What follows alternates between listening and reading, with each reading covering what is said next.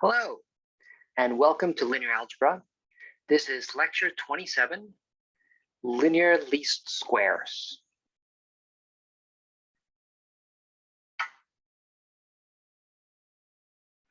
Right, so last time we talked about orthogonal projections.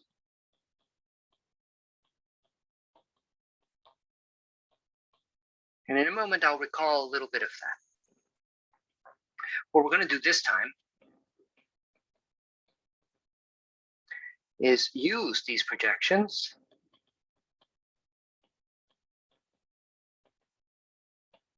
to solve approximation problems.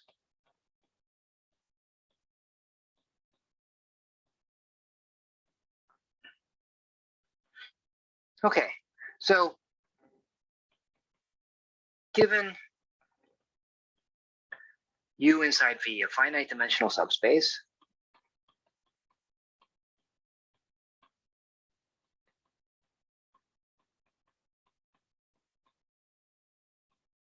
we can write V as the direct sum of U and U perp, which is the same as saying that every vector in V can be written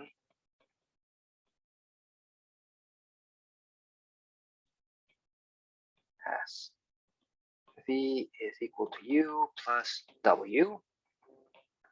Here, U is a vector in U, and W is a vector in U perp. And there's only one way of doing this. So if you give me V, then U is entirely determined, and hence so is W. The vector U we write as PU of V, so the orthogonal projection of V onto the space U. And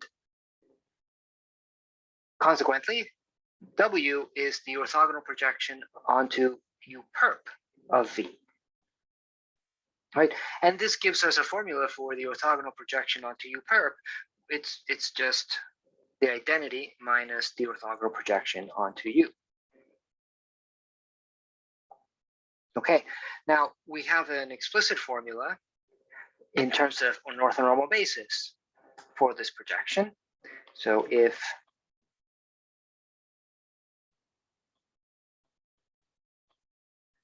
F1 through Fm is an orthonormal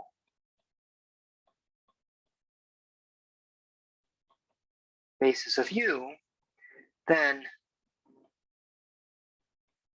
the orthogonal projection of V onto U is given by the sum j goes from 1 to m of the inner product of V with Fj times Fj. And if you want to know what matrix that associates to Pu, then you can just take the sum j goes from 1 to m of Fj times Fj star. Right, that gives you a matrix. That's the matrix associated to U with respect to the standard basis.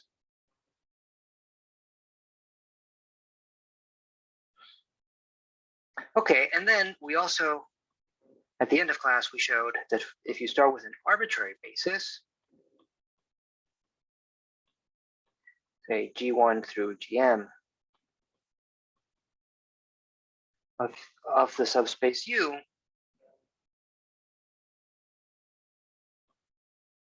then you define a matrix A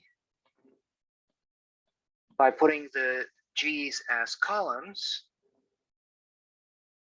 Oh, I should say, in this case, I'm assuming that this is inside Fn. Here, F is either the real numbers or the complex numbers as usual. And in this case, with the standard inner product. Then what you do is you set A to be the matrix whose columns are G1 through Gm. And then we found that the projection, orthogonal projection onto U, is given by A times A star A inverse times A star. Right? If the basis you started with is actually orthonormal, then this would be the identity, and so you don't need to put it there.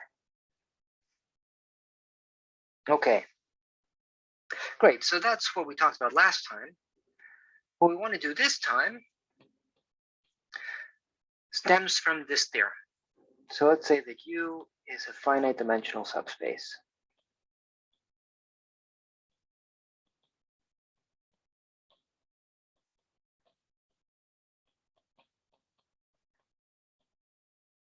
Then we have, for every vector in V, the size of PU of V is at most the size of V, with equality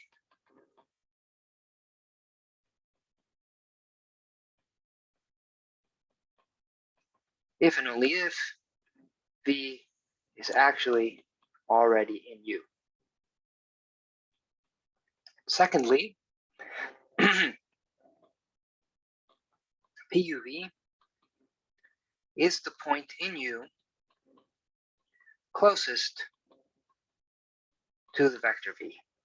Right? So the distance, remember, we can measure as the norm or the length of the difference of the two vectors. So in this case, what we're saying is that if you take V minus the projection of V onto U, then that's smaller than or equal to V minus, say, U tilde for every U tilde in capital U, with equality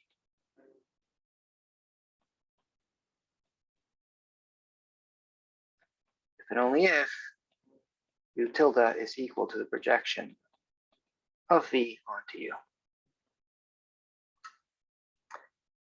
Okay, so let's draw a picture. What we're saying here, let's say that this line represents U, and then this point represents the vector V.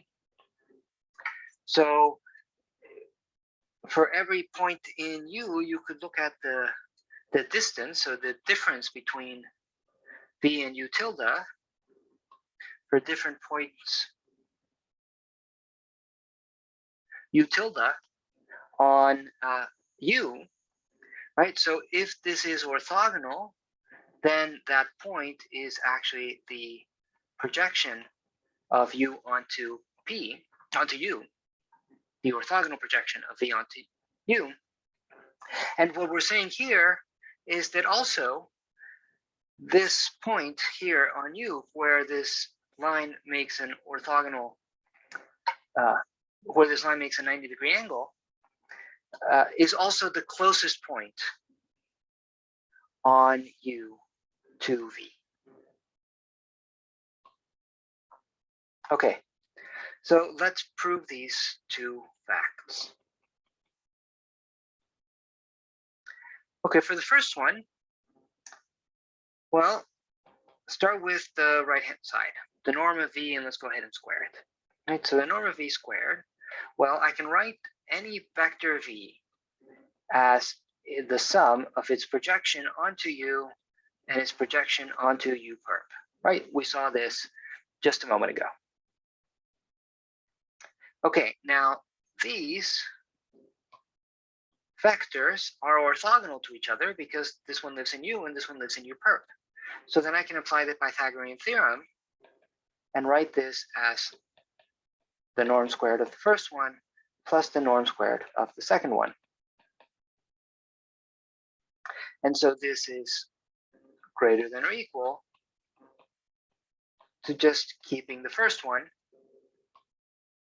because I get to the first one by just dropping the second term. And since this is non-negative, when I drop it, I end up with something smaller or no larger. Also, this tells us the equality case. So with equality,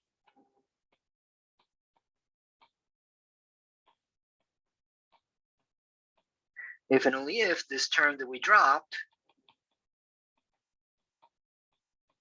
is actually 0.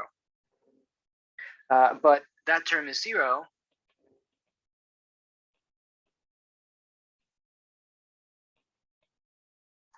if V is equal to this projection, right? Well, if you like, V minus the projection is equal to 0, and that's the same as saying that V is an element of U. Okay, so that proves the first one. The second one, we're going to do something very similar. So start with any vector U tilde in capital U, and let's consider the norm of V minus U tilde squared. Right? So what we'll do is we will subtract the projection of V onto U. And since we're subtracting it, we should add it back in so we don't change anything. Okay, so that's equality. On the other hand, this lives in U perp, and this lives in U. Right, so this lives in U perp because this is precisely the orthogonal projection of U onto U perp. Right, and this lives in U, and so this is equal by the Pythagorean theorem to the norm of this first guy plus the second guy.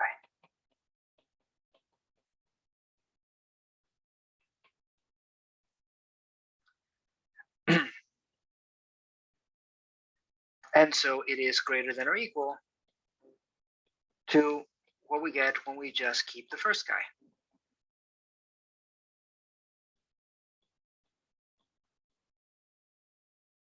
Right, since the term we dropped is non-negative, and this tells us the equality case.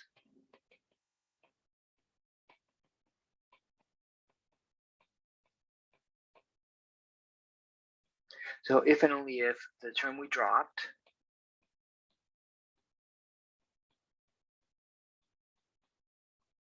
is equal to 0, which happens precisely when U tilde is equal to the projection onto U of V. Okay, so exactly what we wanted to show. So both of these are simple consequences of the Pythagorean theorem. Okay, but that's great because we have this approximation problem, right? Find the point in U that is closest to this given vector V, right? And usually an approximation problem you would solve using calculus. But here we see that the solution is also very easy to find using linear algebra. It's just the orthogonal projection. And we have formulas for the orthogonal projection. So let's apply this.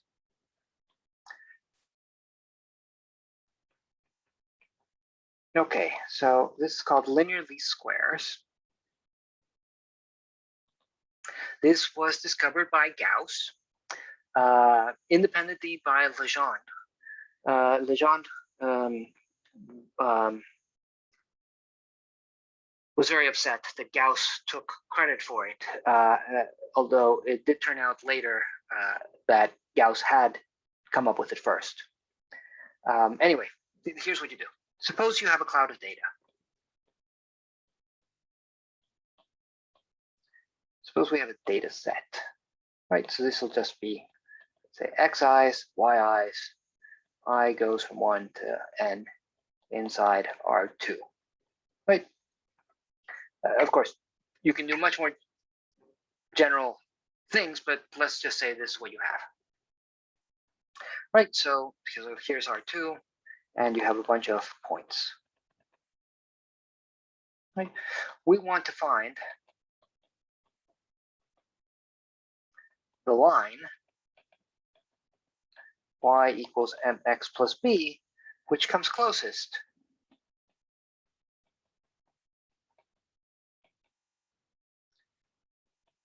to matching these points.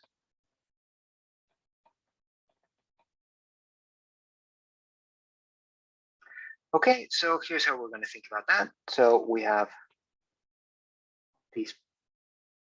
a line. So let's say we pick this line, and then here are the points that we're trying to match. So for each one, we're going to measure the distance by just looking at the vertical distance from each point to the line, right? So here, this might be the point x1, y1. This would be the point x2, y2, so on. So 3, 4, 5. So this would be the point x5, y5. Right, so for each line,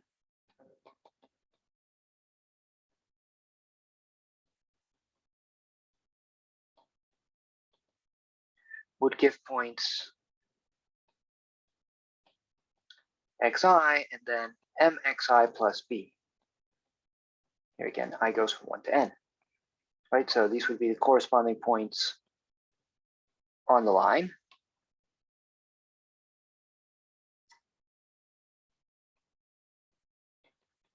We want to choose m and b so as to minimize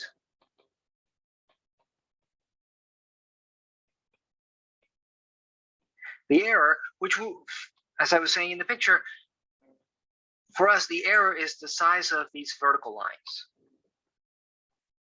So it's, let's say you take the sum, I goes from 1 to n of mxi plus b, right? That's the point on the line, minus yi, that's the observed value.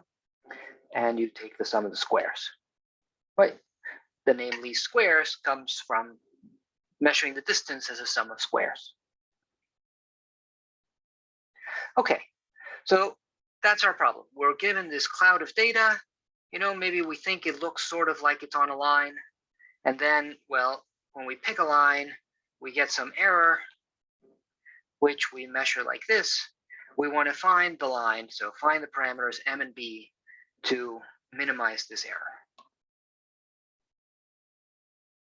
Okay, so let's formulate this as something we can solve with a projection. One way to think about this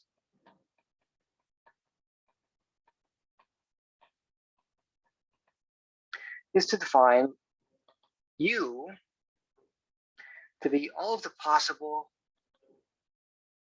mx1 plus b, mx2 plus b, and so on up to mxn plus b, right? Such that m and b are in R. Okay, so these are just the points on the line, right? Now notice that this is equal to all of the points of the form mx plus b times 1 with m and b in R sitting inside Rn, where here we're taking the vector x to have coordinates x1, x2, ... xn. Okay, now notice sometimes when we write this, usually when we write this, what we mean is that these are arbitrary real numbers and we're looking at all possible x's like that. That's not what we're doing here. Here, we start out with a data set. So we're start out with a bunch of xi's and yi's, right? N of them. And what we're doing here is we're putting those n values into a column and looking at that fixed vector, right? And similarly here, the vector 1, I just mean take the element of Rn that just has 1 in every coordinate. Okay, so U, this subspace, is the span of these two vectors. Okay, sitting inside Rn.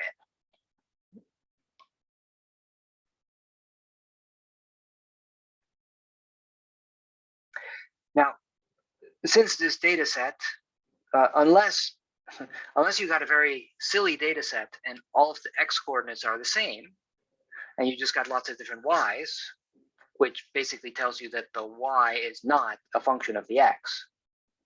Unless you got that, these are going to be linearly independent vectors. And so this is a two-dimensional subspace of this n-dimensional space.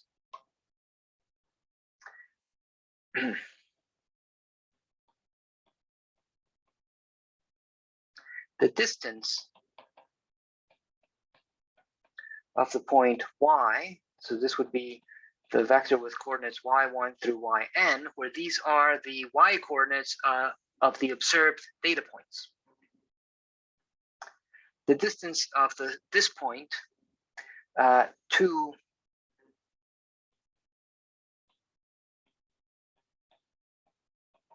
a point mx plus b1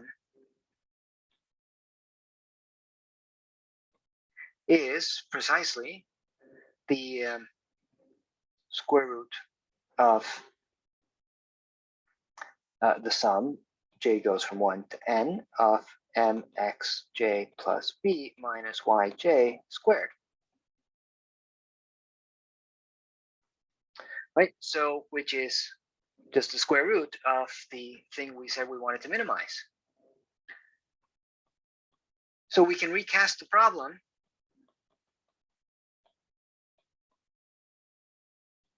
as find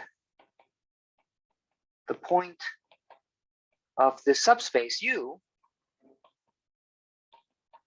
that is closest to the vector y.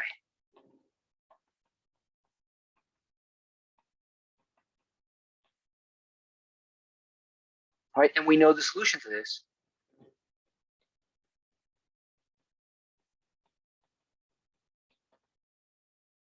Right, it's just a projection onto U of this particular vector y. Okay, so let's write down some numbers. For example, let's say we wanted to find the line in the plane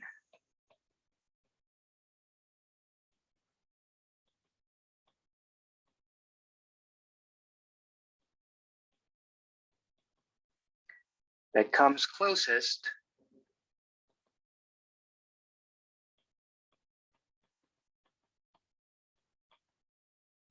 to containing the data points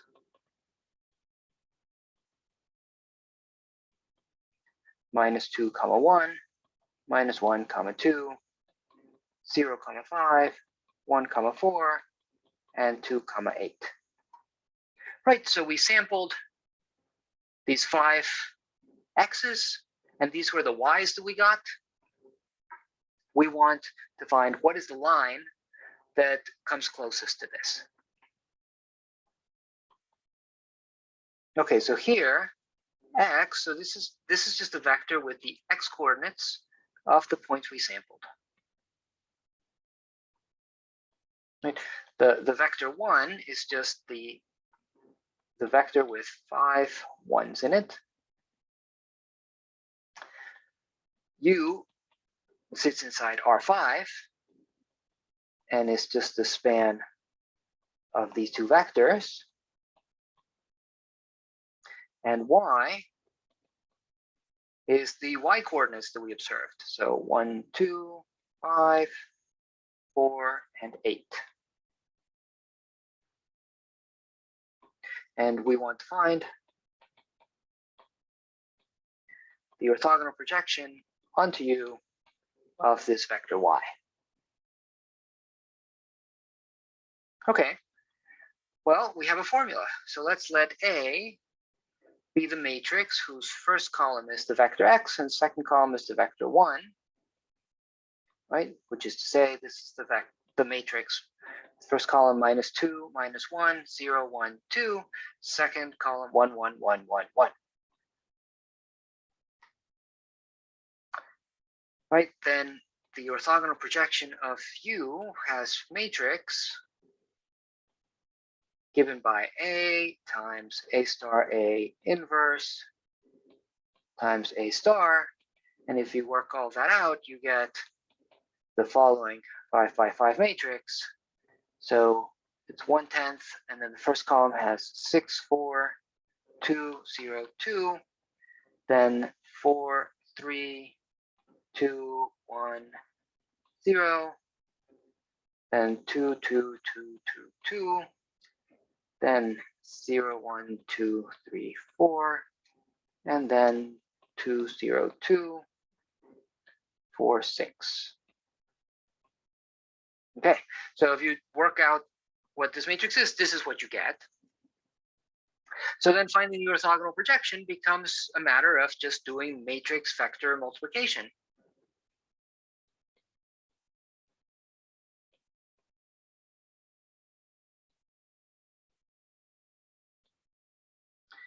And in this case, you end up with 1/10 of 40, 24, 40, 56, 76. Okay, now notice that what this gives us is the point in U that is closest to Y, right? What we actually want is what line does this correspond to, right? So this is Y equals mx plus b for some m and b, right? So in fact, this is equal to the matrix A times the vector 8/5, 4, right? So this is the m and b describing the line. So the line y equal to 8/5 x plus 4 is the best fit to the data. Okay, let's do another example. So in this example, it was just like we said, you have the this data cloud and you want to fit a line to it, but the same method lets you approximate other geometric situations, just as long as you're always finding the closest point in some subspace, right? So here's another example. Find the quadratic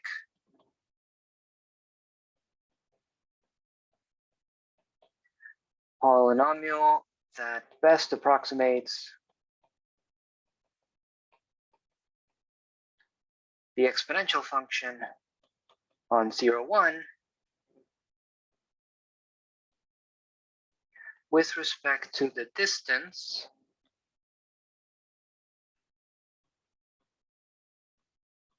induced by the inner product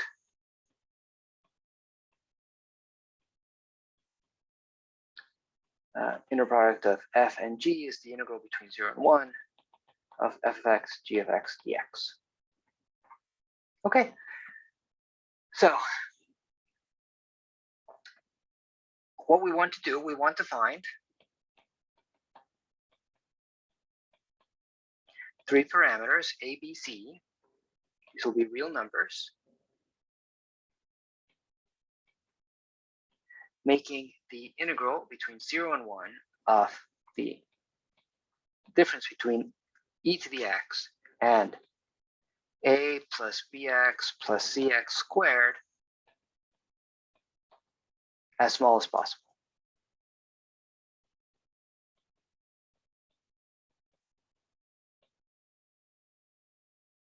Okay, so that's our problem.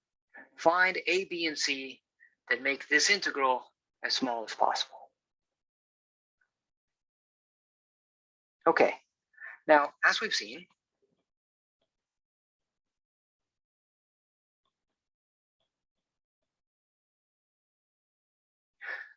right, so well actually before I continue that sentence, let me just point out here, we're trying to find the projection onto the space of polynomials of degree at most 2 with real coefficients of the function e to the x. Right, that's what we're looking for. Now, as we've seen, the usual basis, 1xx squared, of polynomials of degree 2 with real coefficients is not orthonormal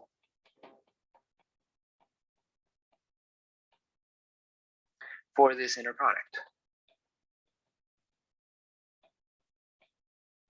Right.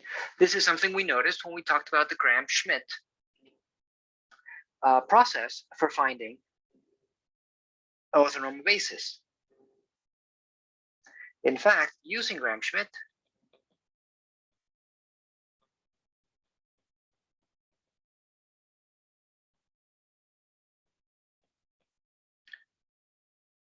we find the orthonormal basis 1, and then 2 times square root of 3 times x minus square root of 3, and then 6 times square root of 5x squared minus 6 times square root of 5x plus square root of 5. If you look back, when we did Gram-Schmidt, we wrote this in terms of square root of 180, which of course is equal to 6 times square root of 5. Right, so let's call these F1, F2, F3. Okay, so to find the projection of e to the x onto this subspace, we just need to compute the inner products of e to the x with every element of this orthonormal basis. Okay, so we compute the inner product of e to the x with f1 is equal to e minus 1. The inner product of e to the x against f2 is equal to minus square root of 3 times e plus 3 times square root of 3. And the inner product of e to the x against f3 is 7 times square root of 5 e minus 19 square root of 5. Right, so you just compute these inner products, you get some numbers. And now these numbers tell you the coefficients of the projection. The projection onto the polynomials of degree at most 2 with real coefficients of e to the x is equal to e minus 1 times f1 plus minus square root of 3. Here, actually, let me write it like this. This is e to the x f1 times f1 plus e to the x paired with f2 times f2 plus e to the x paired with f3 times f3. And so if you plug in what everybody is, this gives us e minus 1. Actually, let me jump ahead to the final answer. What you end up with is 39e minus 105 plus minus 216e plus 588 times x plus 210e minus 570 times x squared. Okay, so if you're looking for a linear combination of the functions 1, x, and x squared, and you want that to be as close as possible to e to the x, these coefficients solve that. Okay. Here's another way of thinking about this.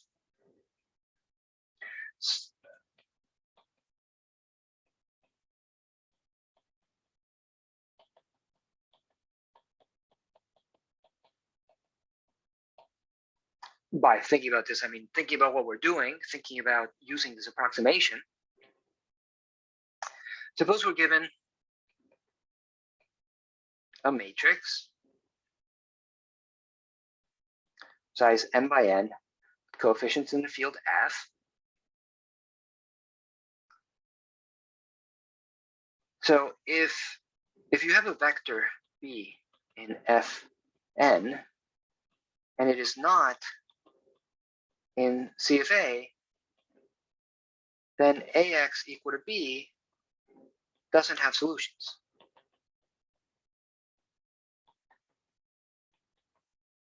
Right, so A times X gives you a linear combination of the columns. So if B is not a linear combination of the columns, there's no way you can solve this. However, you can solve AX equal to the projection onto the column space of A of B. Right, so if B is not in the column space, we'll take the point in the column space that's closest to B. Right, you could solve that. In fact, we already know the solution. So indeed, AX equal to PC of A B would be equal to A times A star A inverse A star B if the columns of A are linearly independent. So X equal to A star A inverse A star B is a solution. Right, so because A times X is equal to A times something, so just take this as X, and that gives you a solution. Right, this works as long as the columns of A are linearly independent.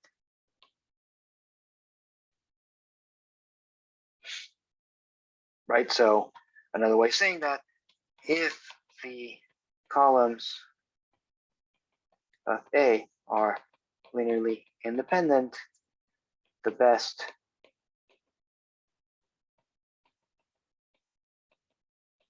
approximate solution to AX equal to B is X equal to A star A inverse A star B. Okay, so that's another way of thinking about this. We have a system of linear equations that we can't solve, but we can find the best approximate solution. Okay, let me quickly go over one more example, just to do something else that doesn't look like fitting a line. Suppose you want to find the best fit ellipse to the points 0, 2, 2, 1, 1, minus 1, minus 1, 2, minus 1, minus 2, minus 3, 1, and minus 1, minus 1. Right, so roughly this data cloud looks like a point here, a couple of points over here, a point here, and a point here. Right, so you have that, and you want to find some sort of ellipse that comes closest to those points. Okay, so here the general equation for an ellipse or any conic section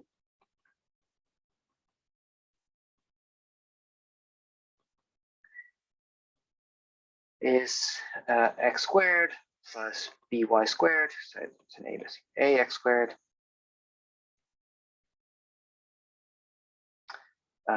well, let's get rid of the a, so we'll just assume that that coefficient is equal to 1 plus dx plus ey plus f equal to 0.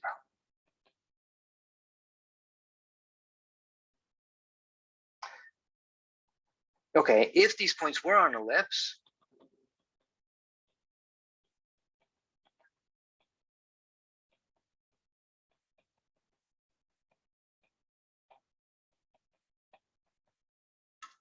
we would have, okay, this point says that if you plug in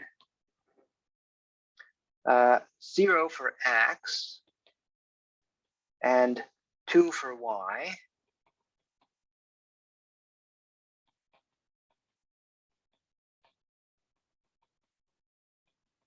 then you should get 0. And then this point says that if I plug in 2 for x and 1 for y,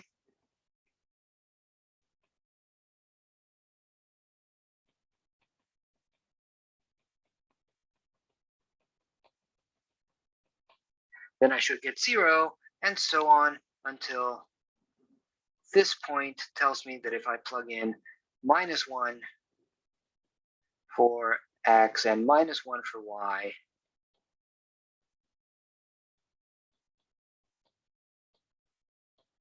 I should get 0. Right? So wonderful. So we started out with something that didn't look linear at all, right? This is not linear. But once we plugged in the points, then all of those nonlinearities went away. They became just numbers. And now we have just the coefficients b, c, d, e, f. And we have a linear system of equations for them. So here we could say we'd have some matrix, right? So with first column 4, 1, 1, 4, 1, 1, second column 0, 2, -1, 2, -3, 1, 0, 2, 1, -1, -3, -1, 2, 1, -1, -2, 1, -1, and 1, 1, 1, 1, 1, 1. Then apply it to B, C, D, E, F, and end up with 0, -4, -1, -1, -9, -1. All right, so this is just the coefficient matrix of this system, so call that A. This is the vector, let's call it X, of unknowns, and then this is the vector B. Right, so you see the B came from over here. These coefficients come from over here. And then this, if there was a solution. But there isn't. Right, if you look at the, of course, this, I didn't worry about scale very much, but this cloud of data does not sit on an ellipse. So you won't be able to solve this system exactly. So we look for the best approximate solution.